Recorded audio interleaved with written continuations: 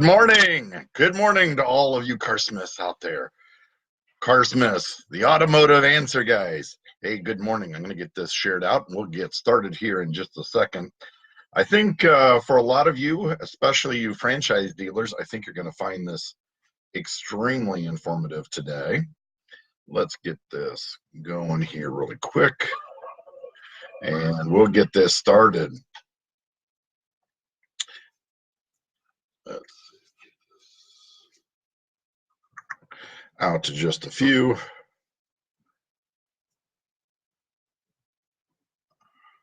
Just one more second and we'll get going.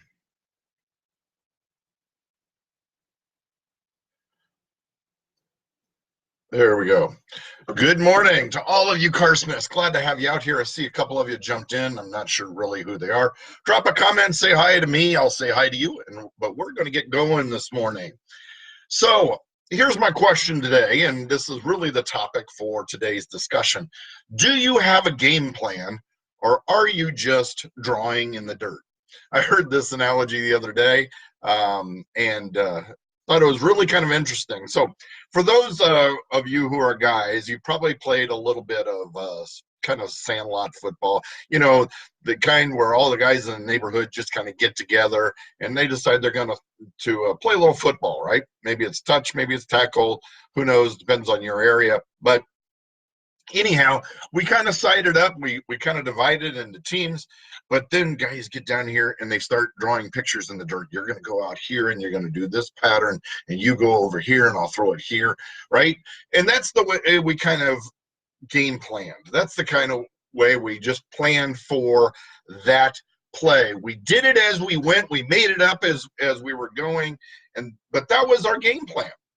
You see, a lot of cases, if you don't have a written down game plan that not only plans for the next day, the next week, the next month, the next year, and maybe even for the next several years, you are absolutely missing the boat.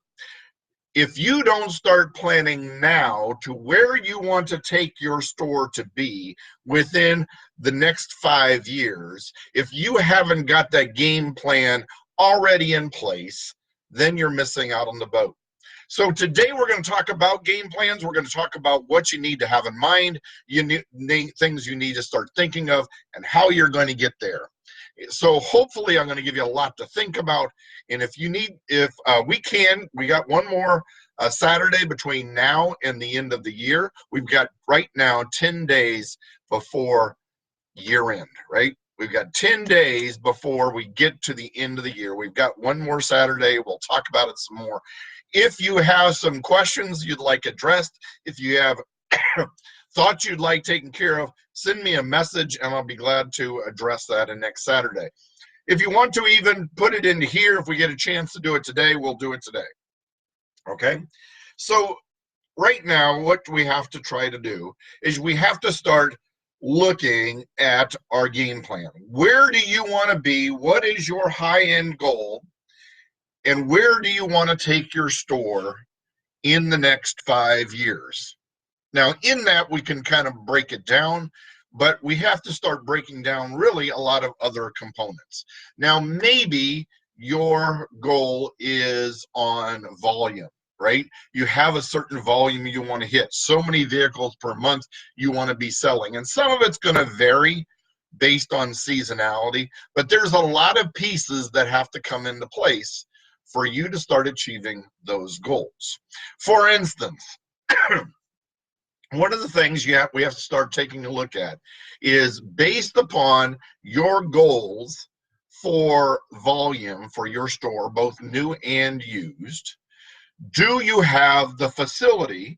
Do you have the lot? Do you have the real estate to be able to handle the inventory that it's going to take to be able to reach those volume goals? Because in some cases, we have to have enough inventory in stock in order to be able to meet the ongoing demand. Now, in a lot of cases, yes, We can increase our rate of travel. We can increase our inventory turn. We can do everything we can to speed up that turn of inventory. But at some point, if you don't have it there, if you don't have it available, if you're not able to meet the demands that you're going to create for your clients, you're going to fall short. So we have to start looking first at real estate. Next, do we have the facility to be able to handle the volume? You see, to be able to reach those goals, we have to have personnel. We have to have personnel that are going to work on cars, that are going to do the pre-delivery, that are going to do the reconditioning, right? We have to have the parts. We have to have the stalls. We have to have the lifts. We have to have the sales staff. We have to have the places for them to be able to work. And in some cases, we have to have room for the internet team or the BDC team. And then we have to have room for administrative personnel that's going to handle all of our paperwork. So there's a lot of pieces that we have to be able to put in place. We have to start planning for it. And maybe those, you've got to start hitting those goals along the way in order to be able to move into it. But if you don't start planning now as to how you're going to start accommodating, you're going to find yourself limited by what you can do because you don't have the people in place or you don't have the facility to be able to house the people. The next one is personnel. Do you have the technicians to be able to do the reconditioning, to do the pre-delivery work? Do you have the technicians to be able to start doing the service work for all those clients that you're going to be in, that are bringing into your area that's going to be able to handle it? Do you have room in your parts department? Can you go up? Can you automate some of it? What is it you can do in order to accommodate that space? Do you have the room within your facility and the people? Now, maybe what we need to start doing is in the very, very near future, meaning the next 12 months, maybe our goals are to hit certain volume levels. Now, if you're not targeting personnel at about 15 units per person, you're leaving yourself short. And my question to you is, why are you dealing with those salespeople that are way short of 15? And if you have several people way short of 15, why are you dealing with the management staff that isn't coaching, that isn't training, that isn't doing everything they can to figure out how to get your staff to 15? Now, here's the next one. If you have good salespeople, if you have good management, if you don't have traffic, why aren't you doing the marketing? Why aren't you doing the internet work? Why aren't you putting together those marketing plans that it takes in order to get there? You have to have the leads, you have to have the inquiries, you have to have the traffic to be able to feed those people. Now, I'm going to talk about salespeople and dig into that for just a second.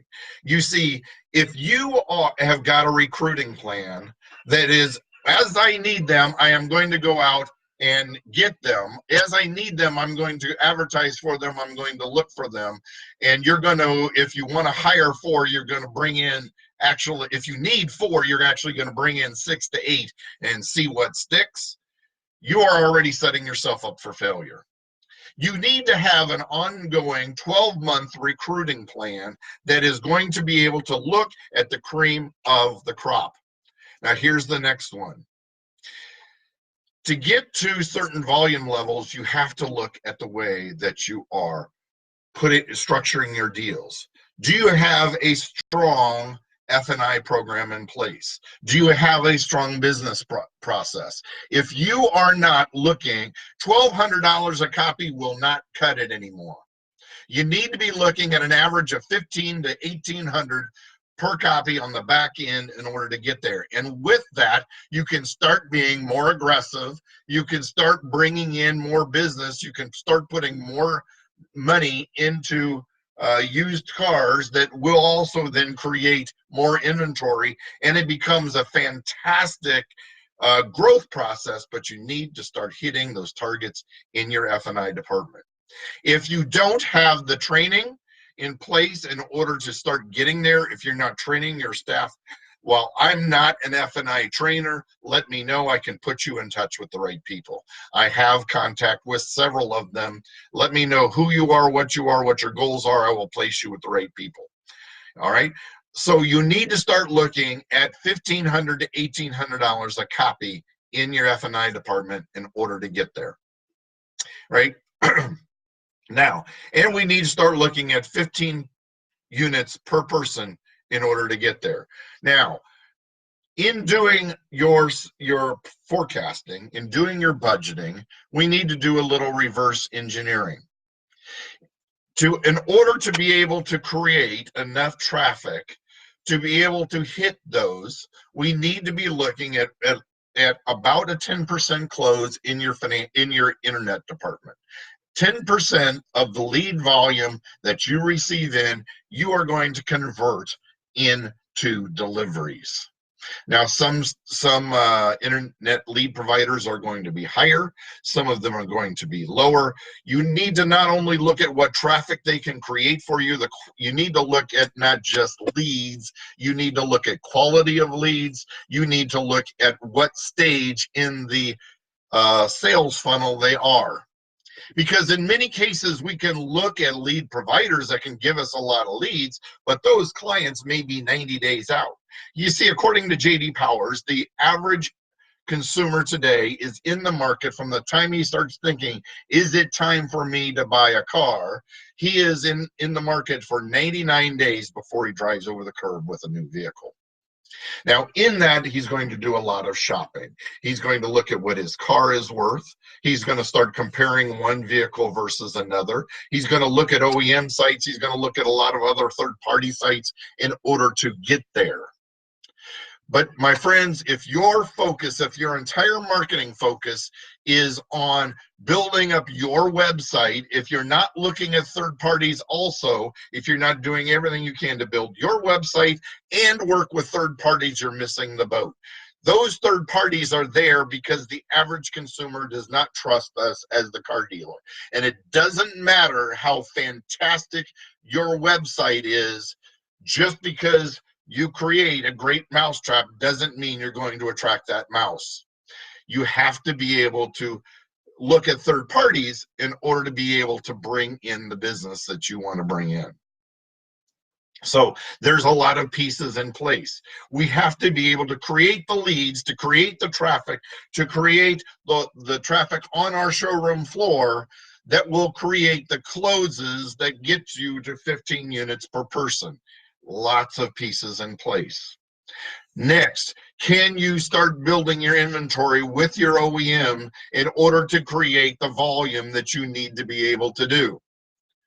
Sometimes we are in an earn and turn, and we need to start creating that increased turn now in order to build the volume that we want down the road. Maybe what we need to start doing is putting together a used car purchasing strategy in order to create the used car inventory that we need. Now, here's the nice part of building it up on the used car side. One, typically your grosses are better, as you already know. But two, the customer will drive a lot farther to find the ideal or that perfect used car than they will the new car that they can get in any dealer down the street.